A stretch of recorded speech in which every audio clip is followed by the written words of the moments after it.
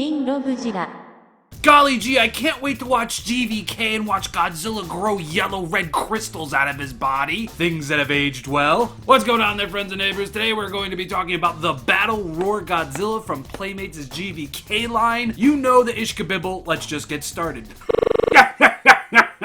Oh, excuse me, sir. Schneep, schneep, Imperial schneep. Schneep.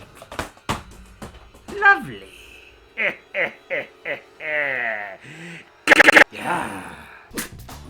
Alright, this is fully out of the box and put together. Let's take a closer look at it, shall we?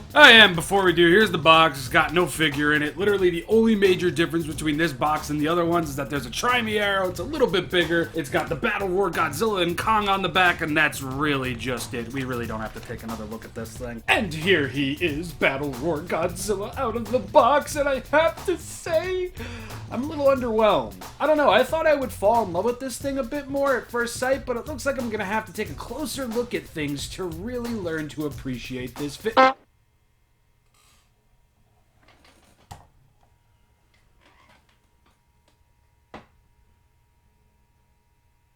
Why does this look familiar?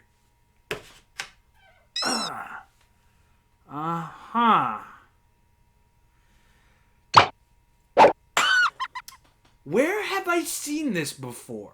No, I'm not talking about the Extreme Godzilla. No, I've seen this before. Maybe it'll come to me during the video.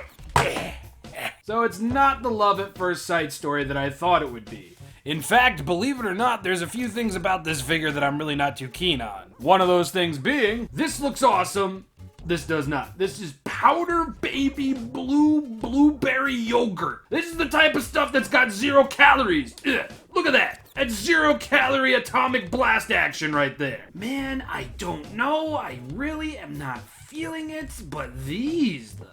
I absolutely dig how these look. I like that they're not as one-to-one as the 6-inch figure is, and I like that they're a darker blue and look really, really nice in the light. You can even see some of the detail on there. Woofa! You see? Look at that! That's a glacier yard of death and atomic energy and possibly radiation poisoning. So that I can get behind. This, not so much. From afar, I guess it looks a little bit better, but I think the 6-inch figure did it better. But continuing on with the paint, we've got some painted grody toenails over here, and we do have a little bit of that gray dry brushing, which was, of course, present on the original 6-inch Battle Damage figure. I don't mean to keep comparing here, but I kinda really do wish this dry brushing was a little bit more present on the figure like it is with the 6-inch figure. We get a decent amount of it on the arms, but after you turn the figure a certain angle, the dry brushing just kinda disappears. But, believe it or not, Godzilla's fingernails are painted. It took me a while to even notice that just because of the dark plastic used for Godzilla's base coat. But yeah, them fingernails is painted. By the looks of things, unfortunately, it looks like there's not going to be a single ounce of dry brushing from the neck all the way to the base of Godzilla's tail. Heck, you're really not even going to get it on the inside of the thighs either. On either side. Bummer. But turning the figure to the opposite side, you can see more dry brushing on the leg over here, which does look nice. It's a real shame that you can see where it starts and where it ends. You will get a little bit more on the body, crawling up from the base of the tail to the shoulders. You'll get more on the arm and even a little bit on the button, but it does kind of just really end at the neck.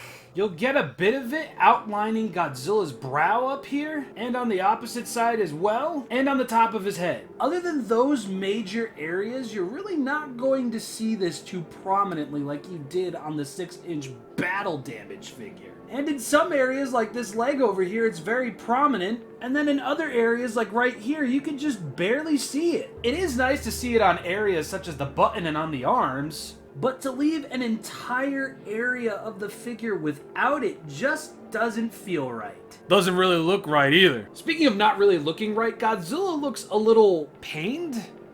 In agony?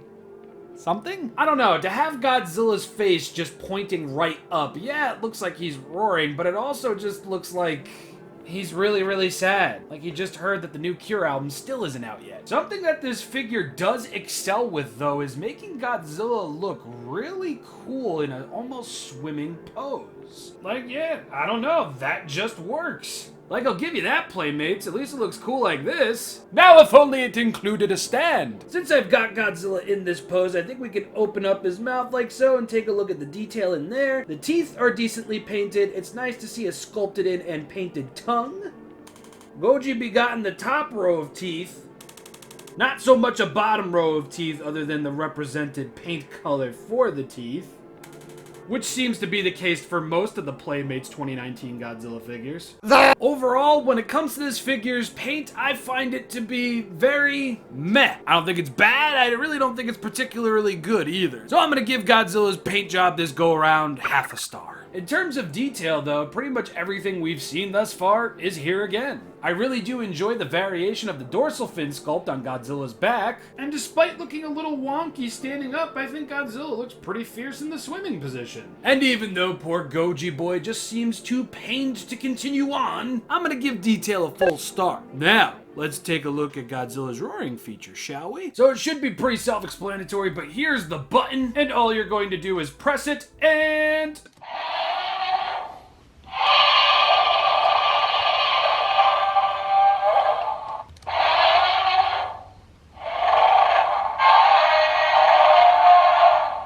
And it seems like we're going to be getting the same two roars we got with the Mega Godzilla figure. As demonstrated here.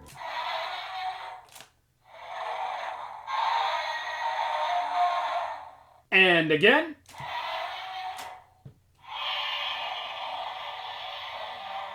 Ooh, the dorsal fins look really nice with the blue light behind them. So the sound feature is nice and loud and the quality is crisp and discernible. You can tell that it sounds like Godzilla, so I'm gonna give the sound feature a full star. Time to talk about articulation. I wouldn't really count this as articulation, but you can move Godzilla's lower jaw by will. Do be careful though, because I feel like this could break.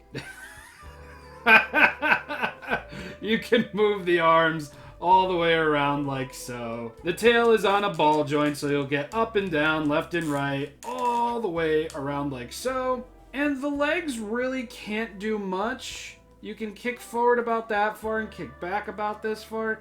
Had the legs been able to go... Wait a minute. Mythical sounding words here! I knew it. I knew this guy looked like another figure that I had. It's the 2014 Giant figure from Bandai America. Both in their standard pose and in a hunched forward pose as well. Actually, that kind of works. It really is a little on the uncanny side. Not majorly, but just, you know, pose-wise, it's like, wonder if Playmates was inspired by Bandai America. Anyway, there's not a lot of articulation and it really doesn't affect the figure's pose since he is pre-posed. And when he's in this pre-posed stance, like, moving the arms or moving the legs or even moving the tail really doesn't give you much, but it gives you enough. And I feel like if you're creative enough, you can get this thing into a pose given what you've been given with it, so I think I'm going to give the articulation on this figure a solid star, yeah. Again, it really doesn't affect anything, but it gives you enough to work with for sure. But in terms of which figure looks better, I think I'm gonna stick with the 6-inch Battle Damage figure. Overall, the Battle Roar Godzilla figure ain't half bad.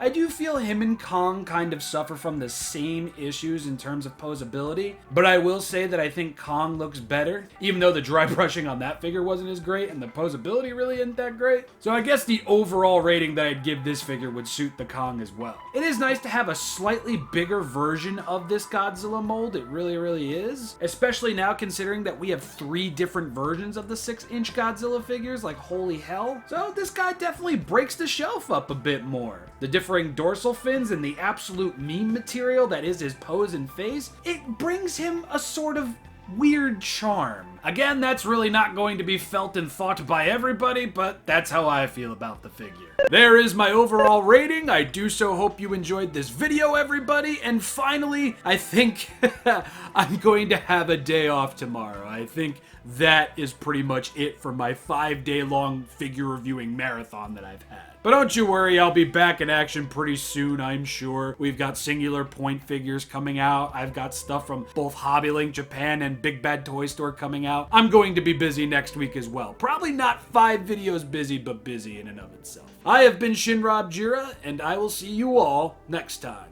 Bye, everybody.